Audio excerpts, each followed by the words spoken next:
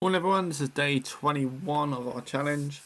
Today we're going to again be incorporating some of the skills we've learnt over the last couple of days into another sort of piece. So let's have a look at today's challenge.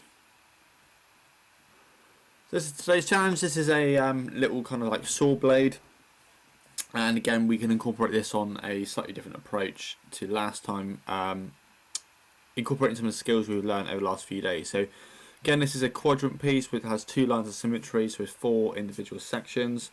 And again, you can either split this into four sections, draw one piece, array up to another center line and then mirror around, or you can obviously do this in a more traditional format like what we've done in some of the other practices, where you can sort of build this, array it, and then have it as one big piece, so you're not doing any mirroring or copying at the end. So it's entirely up to your choice. Again, it's just about practicing these key skills to get you more and more confident. So have fun with today. Tune in. Remember, 6 PM will be the session tonight, which gets launched for the solution. So thanks guys, see you all then.